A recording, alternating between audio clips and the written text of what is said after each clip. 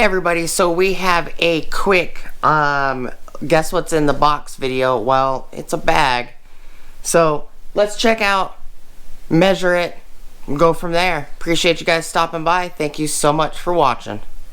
See you guys there.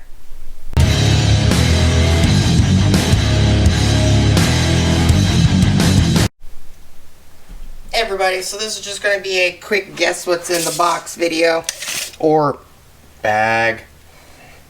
Doesn't feel like it's, you know, the width of the bag is 12 inches and 3/4 of an inch wide by a 17 7/8 long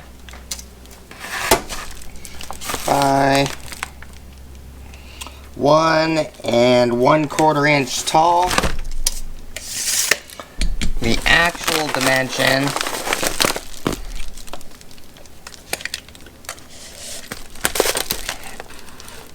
is about 4 inches wide by the exact length of the bag,